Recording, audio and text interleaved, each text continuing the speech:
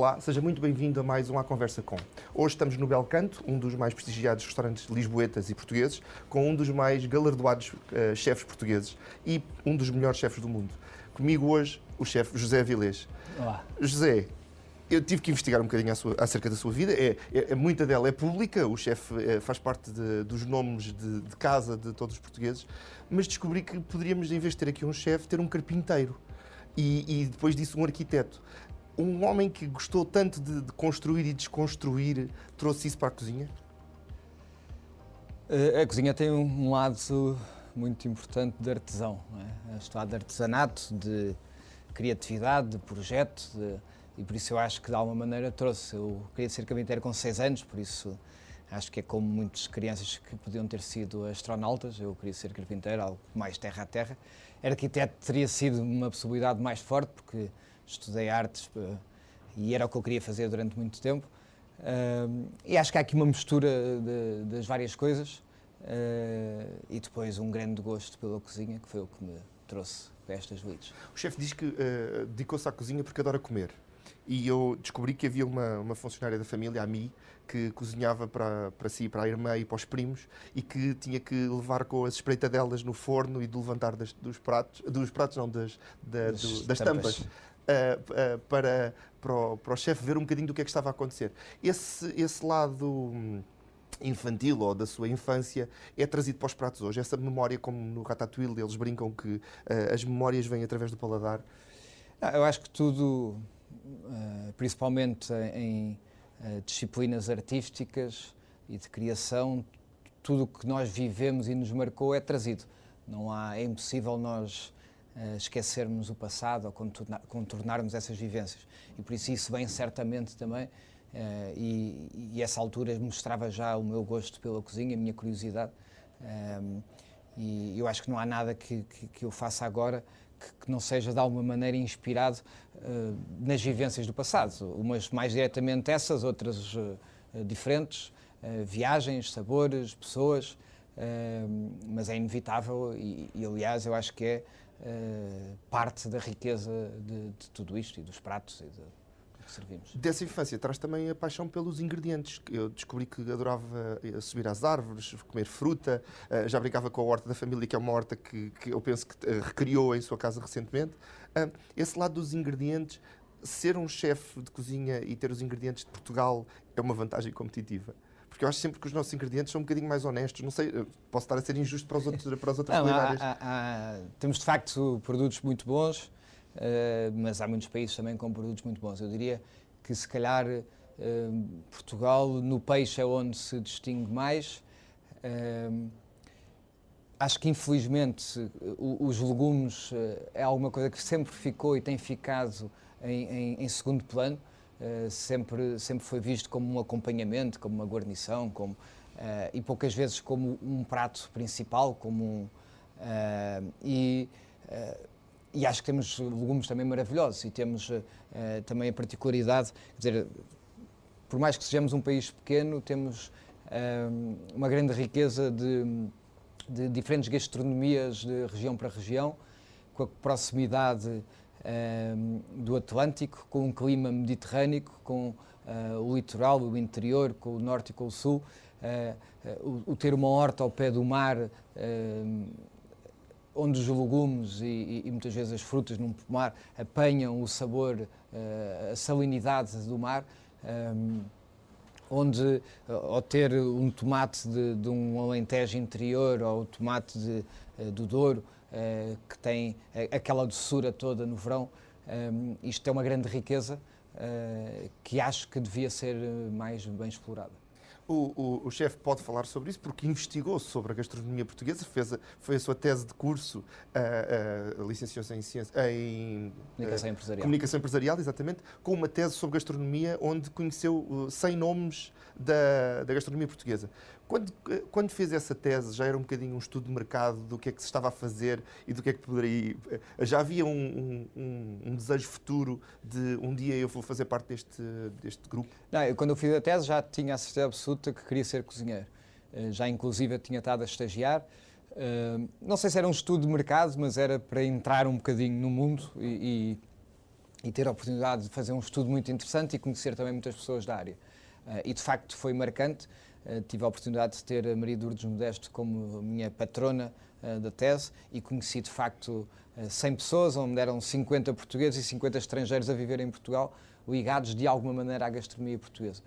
Uma lista feita com a ajuda da Maria de Lourdes, e andei pelo país inteiro em conversas e almoços e jantares muito interessantes. Ficou com uma agenda telefónica impressionante. Sim, na verdade já tinha. Quer dizer, já tinha, hoje em dia tenho para aí 2.500 números no meu telefone, por isso não sei se são essas 100 pessoas que fizeram a diferença, mas é verdade também que se calhar não conheço 1.500 números das pessoas que estão no meu telefone. Acontece-me o mesmo. Acabando o curso, o chefe acaba por decidir ir dar uma volta pelo mundo e conhecer um bocadinho do que é que se fazia, foi estagiar com os melhores. Essa volta acho que foram 2 ou 3 anos? 2 anos divididos, não estive sempre fora, andei cá e lá. Como é que foi para o jovem chefe, ou para o jovem José, ou para o jovem Zé, sair de casa, afastar-se dos seus e passar... O chefe é reconhecidamente um workaholic, as 14 horas de trabalho por dia são públicas, mas nessa altura, esse cansaço... onde é que o levou? O que é que sentiu nessa altura? E era um espírito de sacrifício já de eu vou aprender para vencer? Ou foi um bocado uma aventura? Acho que, quer dizer, com 18, 19, 20 anos, eu tinha 20 anos, 21 anos, tudo vale. E tudo o que aprendemos, mesmo que não vamos usar muito no futuro, é aprendizagem. Quer dizer, estamos mesmo muito verdes, muito crus e tudo o que vier serve. Se são mais horas por dia que sejam, se tem que fazer sacrifícios, nada na vida se consegue sem muitos sacrifícios. Ao contrário do que muita gente apregoa, é impossível fazer-se alguma coisa ou ter sucesso numa área sem se fazer sacrifícios, sem se trabalhar muito, sem se dedicar muito, sem muitas vezes prescindir de momentos em família, de momentos com amigos, etc. Nós somos chamados a fazer quase tudo mais ou menos ao mesmo tempo da nossa vida, quer dizer, o arranjar alguém, se assim o quisermos, para casar e para ter filhos, o aprendermos, o termos sucesso profissional, o ganhar dinheiro, comprar uma casa, quer dizer, aquilo há ali 10 anos na vida que a pessoa tem que fazer quase tudo. Passam a correr. E obviamente que as pessoas não precisam todas de fazer o mesmo, não precisam, o sucesso é muito relativo e subjetivo. O sucesso pode ser simplesmente estar contente no seu habitat, na sua vida, sem ser reconhecido publicamente. Quer dizer, a pessoa sente-se bem a fazer o que faz. Não, e por isso, dessa altura, como eu diria que vivi muitos anos, faz este ano, ou está a fazer agora 20 anos que eu comecei na cozinha, e acho que pelo menos 17, 18 anos destes 20 eu vivi-os intensamente na máquina de lavar, assim às voltas sempre o tempo inteiro. Mas há uma frase conhecida que é: eu estava tão cansado que nem conseguia chorar, nem forças tinha para chorar. Não sei se é conhecida, mas é verdade. Isso foi em 2004, eu acho. E o chorar era porque estava também desesperado, sem saber muito bem o que fazer, e se conseguia fazer um projeto meu, e se tinha... mas muito saudável no sentido de faz parte da aprendizagem, do crescimento. O chefe falava há pouco de sucesso. É muito engraçado. Eu tenho uma frase que eu gosto muito de usar, que é tradicional, que é: o único sítio onde sucesso vem antes de trabalho é no dicionário. É uma frase que toda a gente usa. E o chefe, numa das entrevistas que eu estava a ouvir quando preparava esta, queixava-se que tinha sido muito atacado nas redes sociais por causa de uma conversa como esta que estamos a ter agora, precisamente sobre quem quer chegar ao pico do sucesso tem que se sacrificar e tem que passar por uma série de esforços. Acha que a sociedade como nós a conhecemos é profundamente afetada por esta sensação de que se eu puser uma fotografia bonita nas redes sociais está tudo bem? Eu acho que é inevitável hoje, e há 1000 estudos e documentários, que de facto as redes sociais não só monopolizam, manipulam, como condicionam muito a vida. E há muita gente que acha que basta de facto pôr uma fotografia bonita, que que toda a gente acha que essa pessoa ou está muito feliz, ou tem muito sucesso. Agora, eu acho que há uma coisa que é muito importante perceber-se, que é só nós próprios é que temos, pelo menos quando nos tornamos adultos, responsáveis e somos saudáveis, e só nós próprios é que somos responsáveis, somos os verdadeiros responsáveis pela nossa vida.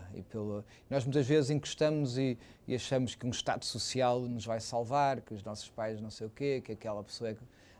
e não é verdade. E está tudo a desmoronar-se. Não sei se está tudo a desmoronar-se, mas... o Estado Social como nós o conhecemos... há muitas teorias, quer dizer, não sei muito bem, e não vou entrar em política... Não queremos mais crises nas redes sociais, não é? Mas acho que as pessoas têm que fazer escolhas, e eu a única coisa que posso, de alguma maneira... Eu tento, e há muito tempo que eu tento fazer, ou há uns anos, tento fazer mesmo com alguma persistência, é não julgar. Porque é muito difícil julgar. Ou é muito fácil julgar, mas sem razão, e por isso é muito difícil julgar com justiça. Tento aceitar, mesmo que às vezes não compreenda, tento perceber.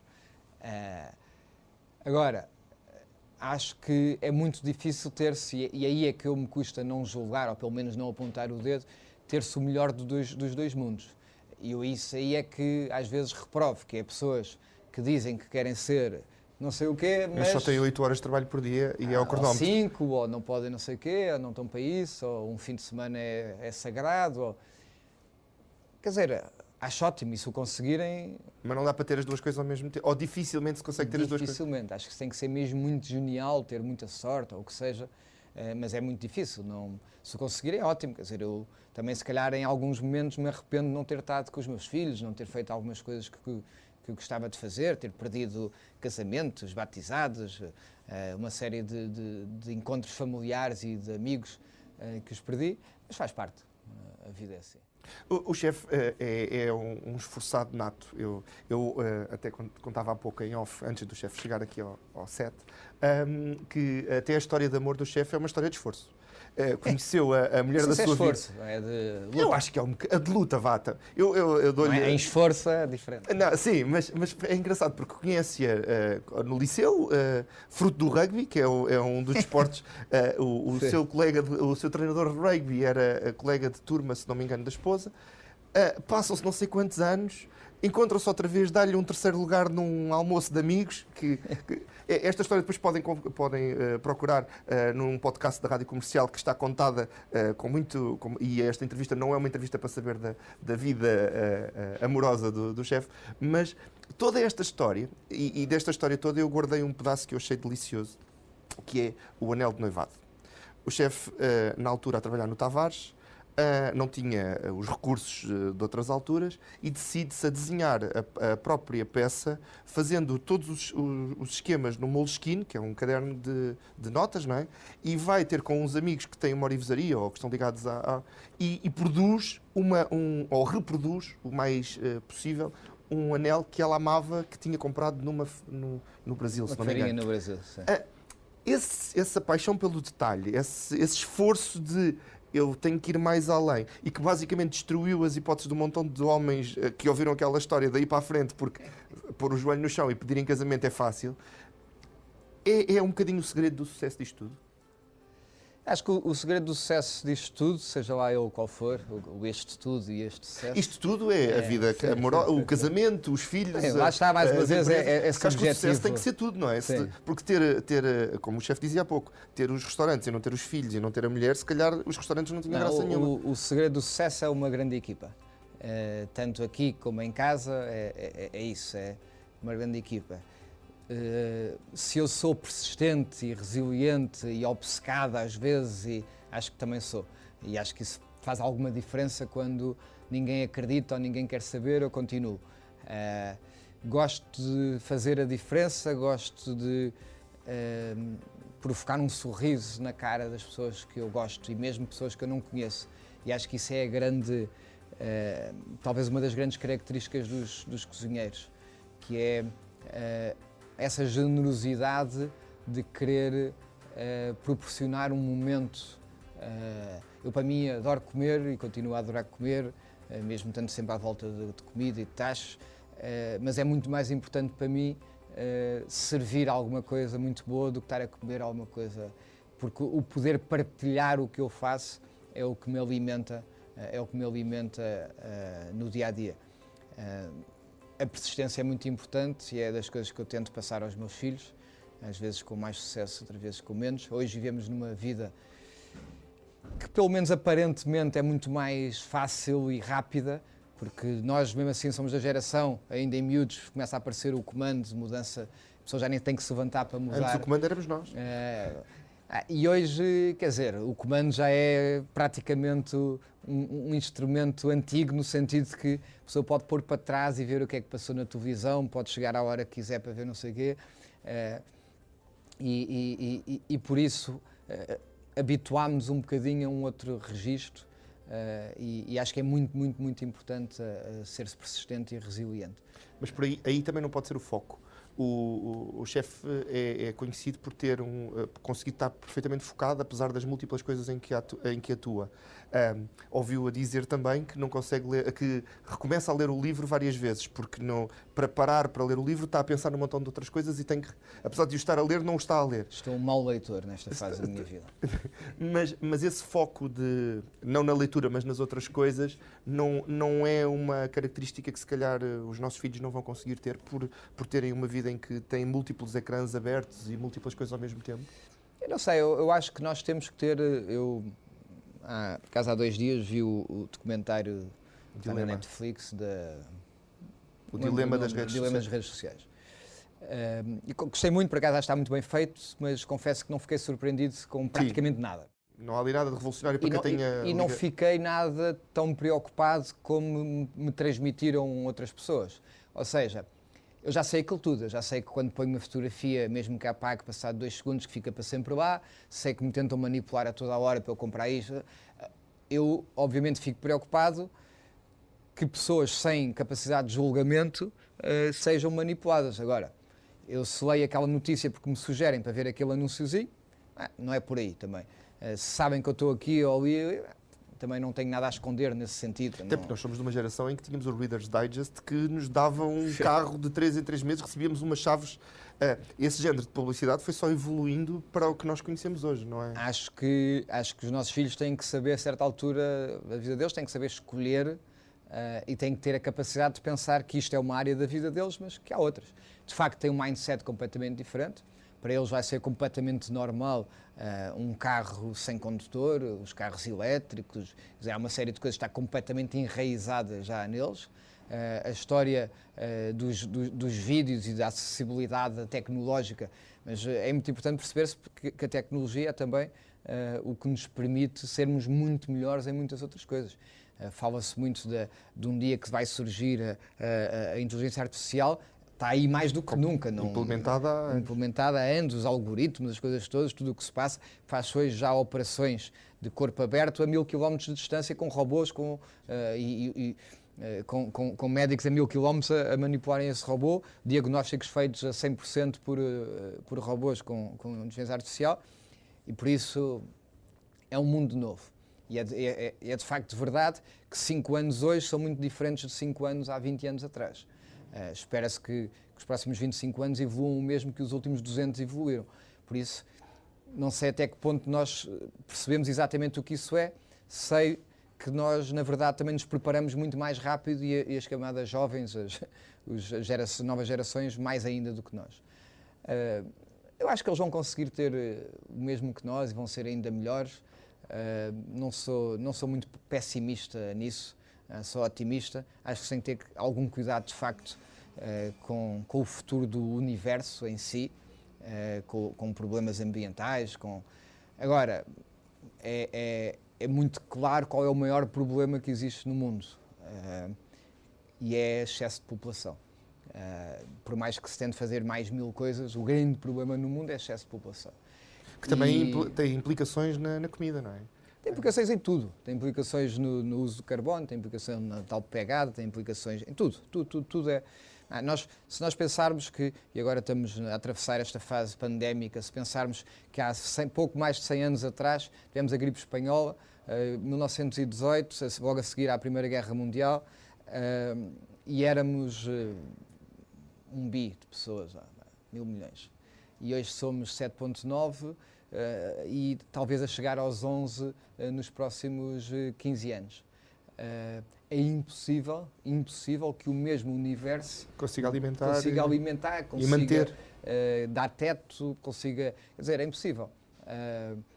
Agora, isto joga aqui com ou é impossível, vou dizer melhor, é muito difícil. É muito difícil. Temos que... ou seja, a nossa capacidade de adaptar-nos tem que ser mais rápida do crescimento da população, e não tem sido. E é mesmo muito complicado. Mas levanta um problema ético muito grande, que é, não vamos deixar de ter filhos, vamos esquecer os mais velhos, eles vão morrer mais cedo, porque o problema aqui é, por um lado, mais filhos, por outro lado, os mais velhos. A idade média de vida a aumentar.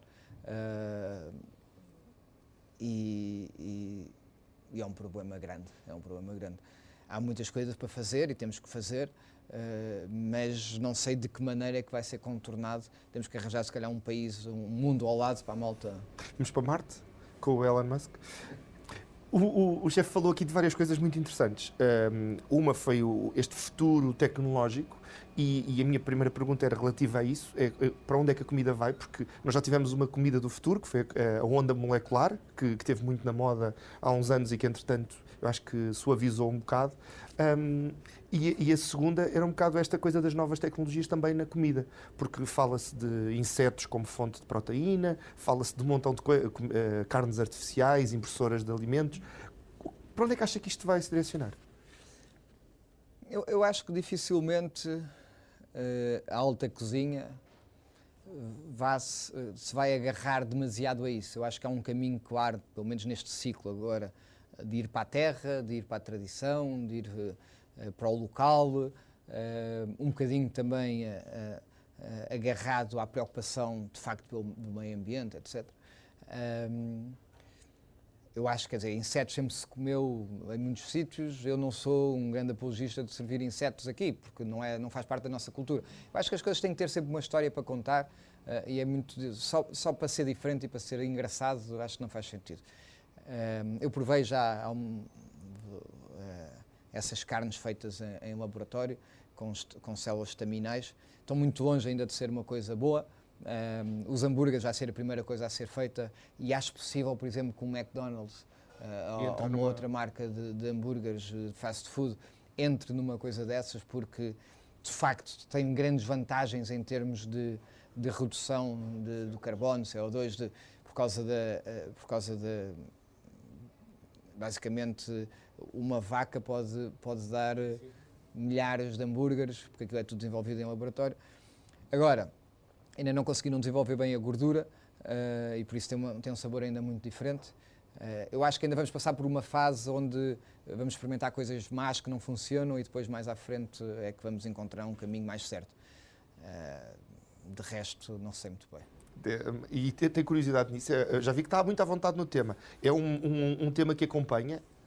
Bem, eu fiz um curso em Silicon Valley, na Singular University, mesmo perto das instalações da NASA, que é a universidade mais inovadora do mundo e que fala muito do exponential growth, e onde abordamos tudo o que está a acontecer, de onde é que as novas tecnologias estão de facto a mudar o mundo. E por isso estou muito por dentro na parte alimentar também do que é que está a acontecer, sendo que eu acho que é um bocadinho um mundo paralelo ainda, porque há ainda neste mundo há muitas coisas para fazer. É porque acaba por estarmos em constante evolução, e o chefe falava disso há pouco. O ser humano adapta-se muito facilmente, não é? E a dada altura nós pensamos que acaba ali e encontramos uma escapatóriazinha e continuamos a prosperar. Acho que é um bocado isso. E acho que temos aqui algumas oportunidades, agora também fruto da pandemia, de reagruparmos e encontrarmos aqui umas soluções, que é algo que... Acho que sim, acho que infelizmente não vai mudar grande coisa. A malta, quer dizer, há muitas ideias, há muitas coisas, mas infelizmente vamos entrar numa crise económica profunda, mesmo que apareça a vacina agora muito em breve, que espero que sim, vai salvar um bocadinho a crise nos grandes mercados e vai salvar em termos de saúde e de segurança, mas o mal está feito em muitas áreas e ao fim de 2 semanas de estarmos em confinamento havia pessoas com fome no centro de Lisboa. Por isso imaginamos pelo mundo inteiro o que é que está a acontecer e o que é que vai acontecer. E as perspectivas não são nada boas. Isto do Covid foi assim uma bomba nuclear para a restauração, não é? É assim uma coisa de... As pessoas ficam fechadas em casa, os turistas deixam de circular. Foi o repensar de tudo. No fundo... O nuclear espero que não, porque o nuclear fica durante... Destrói muito, não é? Não, fica durante muito tempo, não passa. Mas foi uma bomba não só para a restauração, mas a restauração sofreu muito porque é o imediato. E é de um dia para o outro e completamente em contraciclo de investimento e de aberturas e com Portugal, Lisboa e Porto a crescerem, muito alavancados no turismo e de repente de um dia para o outro os turistas desaparecem, os portugueses são fechados em casa, os restaurantes têm que fechar, as ajudas não são muitas. E é um salve-se quem puder. O chefe dizia há algures que 70% dos clientes do grupo eram estrangeiros. Entretanto, que descobriu que se calhar até eram mais, porque sem os turistas está abaixo dos 30%. O que é que se pensa? Eu sei que houve noites sem dormir e que houve muita reestruturação no grupo, mas o que é que se pensa quando se descobre que o mundo parou, pelo menos durante aquelas 2 semanas do confinamento, e que depois devagarinho vai começar a arrancar e depois para outra vez? Como é que isto está? Ou como é que vai a sua cabeça nisto tudo? Eu adoro desafios e por isso há um lado... Eu diria que de facto o que é realmente mau é o ter que não renovar contratos, dispensar pessoas, isso é o realmente mau. O realmente mau, e eu disse isso algumas vezes durante o confinamento, é de facto não termos saúde, não termos comida na mesa e o resto arranja-se. É um ano que quer dizer, completamente perdido, de perdas enormes, mas ao mesmo tempo é um ano que nos deu para repensar tudo, para voltar a olhar para tudo ao pormenor e pensar um bocadinho o futuro. Sendo que hoje é muito complicado pensar um futuro próximo, eu consigo pensar mais ou menos em 2022. Até lá é esperar se é mais um mês, menos um mês, para a semana como é que vai ser, agora quinta-feira novo Conselho de Ministros, o que é que vai ficar decidido, vamos para casa, não vamos para casa, vamos restrições de horários, recolher obrigatório, fechar restaurantes, não vamos fechar restaurantes, mas tudo passa, né? Tudo passa, o bom e o mau, e por isso isto vai passar também. E normalmente o que acontece é a pessoa sair mais forte disto, mas há muitos que vão ficar pelo caminho, como ficaram alguns dos nossos restaurantes. Eu acredito que em Portugal vão desaparecer cerca de 30% dos restaurantes independentes, que representam 30 mil restaurantes ou 20 mil restaurantes, ou uma coisa assim, 20 e tal mil restaurantes, que representam muitos postos de trabalho. E por isso é dramático e a economia vai sofrer muito nos próximos tempos. Para aqueles que tinham uma vida mais ou menos estável ou estabilizada, aquelas 2 semanas, ou aquelas 2 semanas do confinamento inicial, serviram para reagrupar com a família. O chefe tinha dito aos 40 anos, no seu discurso de aniversário, que ia desacelerar e que ia passar mais tempo com a família. Está com 41, nós nascemos os dois em 79, portanto é fácil fazer... Fiz sábado. Fez sábado. Então, parabéns. Mas esta paragem foi bom também para pensar um bocadinho na família, pensar em novas receitas que se calhar vai lançar em 2022. Eu nunca confinei, na verdade eu nunca confinei. Eu estive sempre a trabalhar, nós estivemos fechados, tivemos 4 dias e depois começámos a fazer takeaway, começámos a servir refeições solidárias. Eu, de qualquer maneira, nesses 4 dias estive sempre a vir ao escritório. Tive uma oportunidade única em anos, que foi jantar todos os dias em casa e cozinhar todos os dias para a minha família. E isso é único e tenho imensas saudades de voltar a fazer com mais regularidade. E não sei quantos anos mais é que vão passar, ou não, se calhar é daí a 2 semanas que nos vão fechar outra vez em casa, não sei, que eu vou voltar a fazer. Agora, obviamente com tudo fechado, porque isto é um bocadinho a tal máquina de lavar, não é? Quando estamos a servir centenas de refeições por dia, sempre com coisa a acontecer, é diferente de estar tudo parado e poder repensar tudo, não é? E por isso fizemos algumas obras que precisávamos, mudámos restaurantes de lugar, fechámos outros restaurantes, refizemos cartas, uma série de coisas que conseguimos melhorar. Hoje estou muito feliz com o que conseguimos fazer no bairro do Avilés, que eu acho que é o projeto mais redondo desde que abriu. Agora faz quase um portfólio das marcas todas, não é? Acaba por principalmente é muito democrático em termos gastronómicos, mas em termos de preço também, com possibilidade de se comer uma pizza, de se estar na esplanada, de se estar lá dentro, de se estar num espaço mais arejado, de se estar num espaço menos arejado, de se estar com música ao vivo, de estar com um DJ. Quer dizer, de facto é um espaço como não existe em Portugal, honestamente, e isso enche-me muito de orgulho. Agora, tem implicações, teve implicações. Eu não vou entrar nessa parte da história, porque eu ouvi, não vale a pena. E há ali histórias que são um bocadinho tristes, não vamos entrar por aí, vamos entrar pelo outro, vamos voltar um bocadinho atrás. O lado arquiteto, o lado arquiteto e carpinteiro foi trazido de volta para estas alterações, porque eu sei que anda sempre papel milimétrico por aí, há sempre uns desenhinhos de o que é que vamos fazer e o que é que não vamos fazer. Esse lado de fazer também teve algum prazer nisto, de refazer e transformar algumas coisas? Sim, pinturas, obras, subir um muro, abrir uma janela, há sempre coisas que... E tira prazer disso? Gosto muito de obras, gosto muito de estar envolvido em obras e projetos, e apesar de ser depois também duro, porque há sempre atrasos e sempre chatice, e sempre gosto, diverto muito, gosto de me meter em tudo, a escolha da madeira, a direção da madeira, as caixilharias, as cores, os vidros, os reflexos dos quadros, as fotografias, o tipo de luz. Sou eu que normalmente dedico muito à luz nos espaços, que é muito importante. E há muito pouca gente que sabe fazer bem. Hoje, por acaso, comecei a trabalhar com especialistas na área, porque de facto, para se dar um passo, para ir mais além, tem que se fazer. E acabo por me divertir. Sendo que eu acho que o problema no meio disto tudo é que tínhamos assim um machado em cima, que não sabíamos quando é que caía, e por isso não dava para relaxar e para aproveitar ao máximo as partes melhores. E vão sair pratos novos destas ideias? Tem tido algumas Já saíram ideias? imensas. As cartas foram praticamente todas acrescentadas, alteradas, melhoradas. O Belcano também saiu muitas coisas novas, menus inteiros novos, e vão continuar a sair. Podemos esperar uma coisa chamada a vacina? Estou a brincar. A vacina não. Estou a brincar, porque isto do Covid é tão mau quanto isto. Um dos sintomas é a perda de paladar, que é o pesadelo de um chefe de cozinha, não é?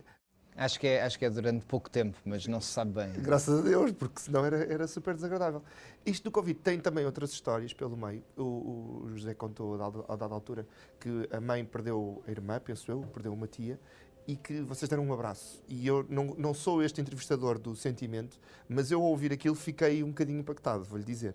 Porque a dada altura o José diz, com todos os cuidados, usando máscara, eu tinha que abraçar a minha mãe e era mais importante aquele abraço do que tudo o resto. Eu nem me lembro quando digo essas coisas. Eu presto muita atenção, eu também sou um bocadinho periscópio. Eu já explico do periscópio. O meu problema é que eu falo um bocadinho, principalmente com pessoas que eu conheço, falo como se estivesse entre amigos os outros ouvem e depois arrependo-me de que abro um bocadinho demasiado o jogo. Foram tidas em conta todas as normas da DGS, não é por aí, é só porque envolve a família, muitas pessoas. São momentos muito, muito difíceis, em alturas também muito complicadas, e de facto é difícil manter este distanciamento, e quer dizer, não estou nada preocupado que as pessoas ouçam isso, porque honestamente, quer dizer, eu e a minha mãe somos adultos e responsáveis, e e há um abraço que vale às vezes muito mais do que muitos riscos que se possam correr até, porque a vida também não é nada se não pudermos estar com os outros e não pudermos estar com... Obviamente que temos que ter, nesta fase devemos ter o máximo cuidado, mas eu acho que não se pode proibir um filho de abraçar uma mãe, um neto de ver uma avó, e essencialmente são os grupos de risco que têm que decidir se querem expor ou não. Porque afastar as mães dos filhos e os netos dos avós... Pode ser uma maneira de matar também. E por isso, nós hoje parece que de repente o mundo virou só números e só contas, e ninguém compara sequer com os outros números de pessoas que morrem com outras coisas e que estão também doentes com outras coisas. Ou da fome que se pode causar, como fome ou tudo, mas o Covid vai muito além do Covid, não é? E os problemas mentais estão a disparar, suicídios estão a disparar, a pobreza extrema, a violência doméstica, muitas outras mortes provocadas indiretamente, os colaterais do Covid.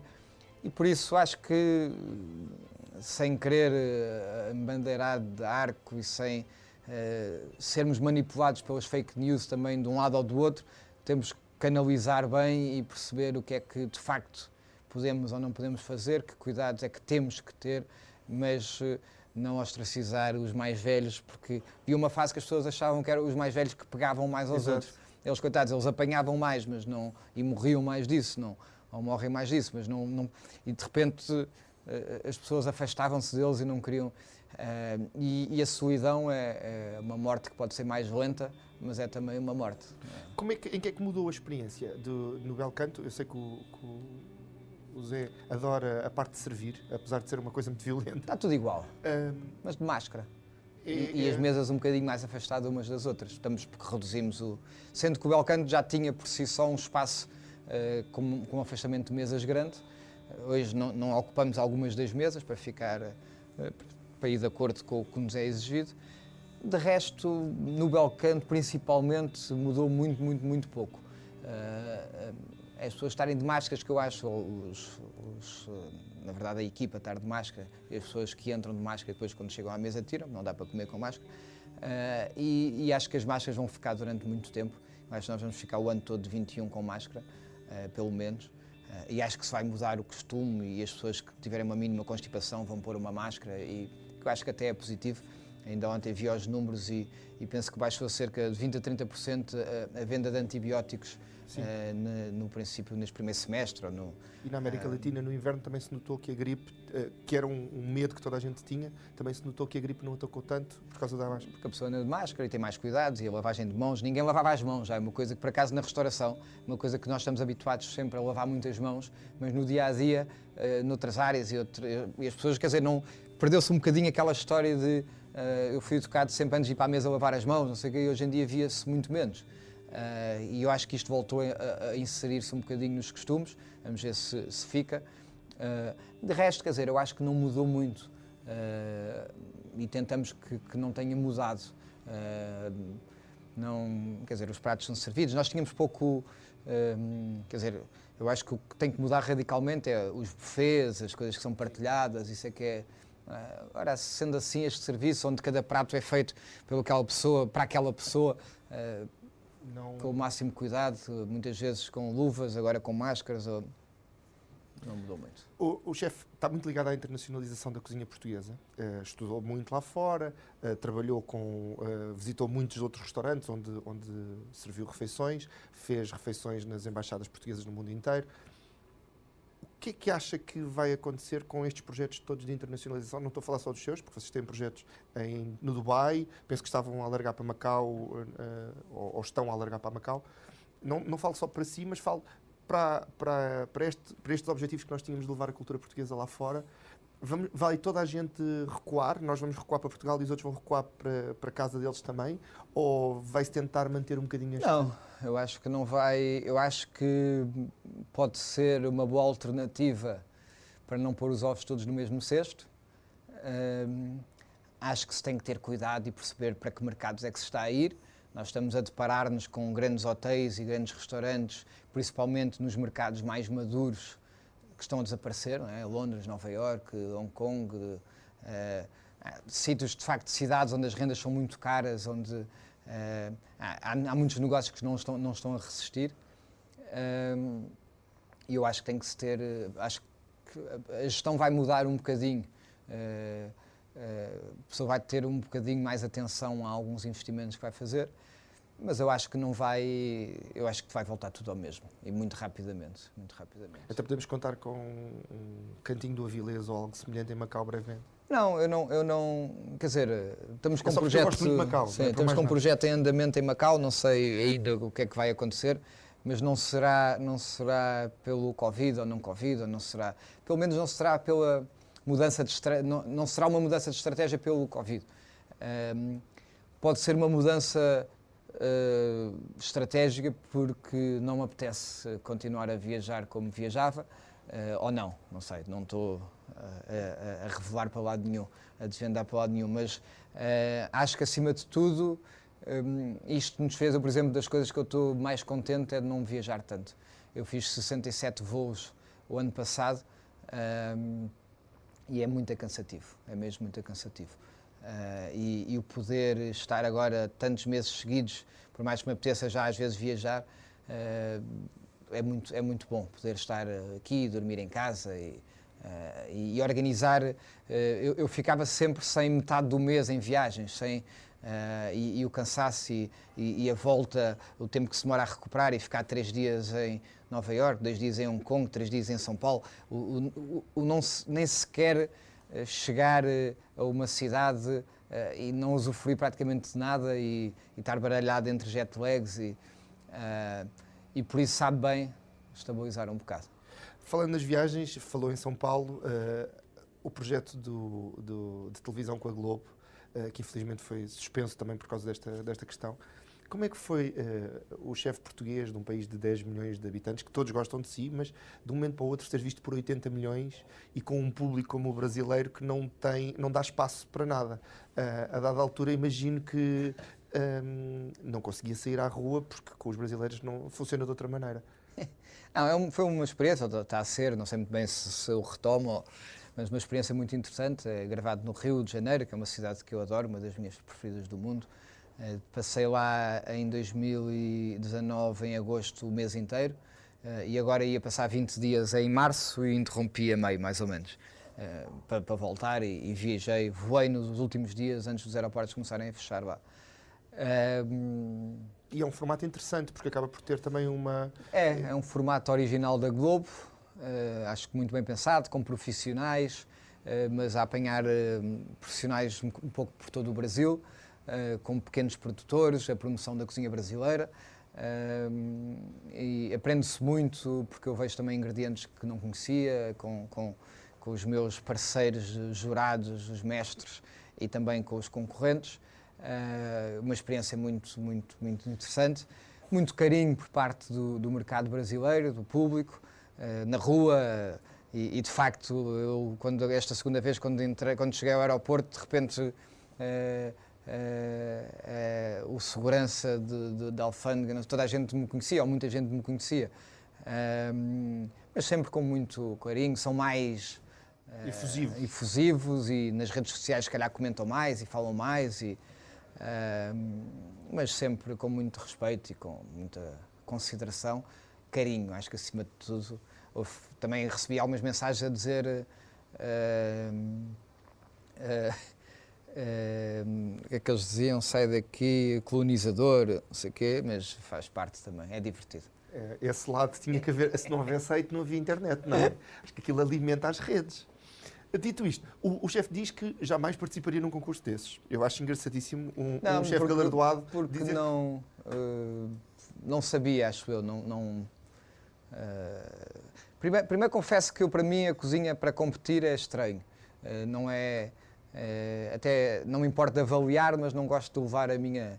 Eu sou posto à prova muitas vezes, mas o posto à prova é aqui, as pessoas a comerem todos os dias o que nós cozinhamos, o estar ali num programa de televisão, eu a concorrer, Não porque achei porque não ia ganhar. só por isso. Se fosse para ganhar, ainda valia a pena. Mas o processo das estrelas é um bocado isso, não é? Vem cá um júri que o José não sabe quem é, ou sabe, não sei, mas acho que não sabe. Não, não, é diferente. Não Portanto, é um programa de televisão. Não tem aquela tensão da velocidade? Os programas de televisão, os programas de cozinha são programas de cozinha de televisão. Por isso são programas de televisão. De cozinha. É diferente, é outra coisa. Eu tenho uma dúvida, não sei se é o Zé que me vai contar. Às vezes aquilo deve saber muito mal, porque está frio, e o júri diz sempre que está muito bom. Naquele caso em concreto as coisas são muito organizadas para nós conseguirmos provar com alguma rapidez. Algumas coisas arrefecem, mas nós conseguimos, eu acho que, ajuizar com justiça e inclusive acho que, e nisso é irrepreensível, o bem feito que aquilo é e o justo. Não há, nós não sabemos de quem é que estamos a provar, por isso não há preferências, não há a produção a dizer-nos que tem que escolher aquele prato. É puro. E é muito importante ver-se essa também honestidade num programa. Honestidade é uma das suas palavras favoritas e a honestidade dos ingredientes, a honestidade do serviço é quase... E das pessoas, que é o mais importante. As pessoas são mais importantes e o José tem uma frase que eu vou ler a citação para não me enganar, porque eu gosto de ler a citação verdadeira, que é: ninguém compreende verdadeiramente a importância dos olhos nos olhos. Ninguém compreende verdadeiramente a importância dos olhos nos olhos e do realmente prestar atenção ao outro. Quer dizer, não vejo como uma citação, porque não, mas sim, é no sentido de nós andamos aqui muitas vezes e entra alguém que trabalha connosco há meses ou anos e está com um olhar triste. E os olhos são sempre honestos. E costumam ser. Ou pelo menos às vezes não são os olhos, mas é a maneira da pessoa estar. E por cobardia, nós muitas vezes não perguntamos o que é que se passa e se precisa de alguma coisa e se está tudo bem. E essa pergunta naqueles momentos é absolutamente fulcral para poder vir a ajudar, para poder... Porque eu acho que um dos grandes problemas da rapidez do mundo, o que é que aconteceu, é que muitas pessoas se tornaram invisíveis ao outro.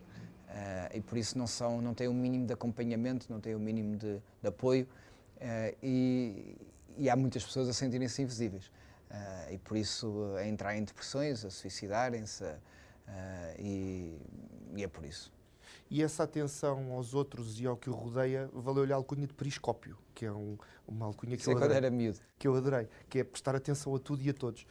Junta a atenção, a honestidade, as capacidades de marketing e de comunicação que foi aprendendo, a desconstrução do lado carpinteiro, a construção do lado arquiteto, e temos os ingredientes todos para fazer um José Avilés? Se calhar, acho que as coisas não são assim, é difícil pôr tudo assim dentro de uma garrafa com rolha fechada ou de um tacho, mas eu acho que eu sou muito fruto também das pessoas com quem eu fui vivendo e privando e crescendo e aprendendo, como todos nós somos de alguma maneira, mas obviamente os valores que me foram incutidos na minha infância, no meu crescimento, são fulcrais para conseguir depois um equilíbrio a longo prazo, espero. O José diz que gosta mais da viagem do que do destino. Se pudesse começar tudo de novo, voltar aos 6, 7 anos, quando começou a olhar para a cozinha com outros olhos, fazia a mesma viagem? Não, já agora fazia outra. E qual é que era?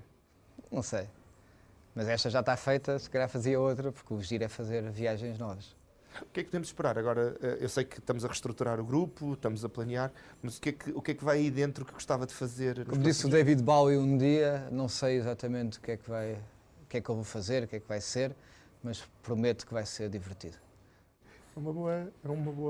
Tenho que entrevistar o Bowie já. Agora é difícil. Agora já não vai dar. José, este programa chama-se A Conversa Com. A última pergunta é uma pergunta que fazemos a praticamente todos os convidados, que é: se pudesse ter uma conversa como esta, uma hora de conversa com alguma simpatia, personagem real, fictícia, atual ou histórica, com quem gostava de ter uma conversa?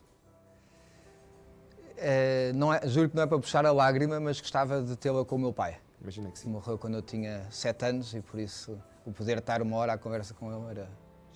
E ia-lhe contar muitas coisas? Não sei se ia querer mais ouvir,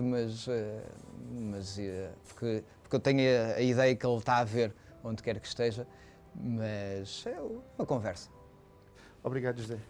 Obrigado.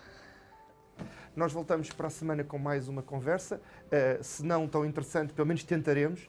Hoje estivemos com José Avilés, que eu aconselho a procurar nas redes sociais. Eles têm desde Instagram, Twitter, um montão de coisas do que está a acontecer no grupo e com ele próprio. Dizer também que pode acompanhar os bastidores do canal, saber o que é que está a passar e acompanhar um bocadinho do que se passa por detrás das câmaras no Instagram, no Facebook, no Twitter, no YouTube da Curiacos TV. Nós voltamos para a próxima semana com mais um A Conversa Com.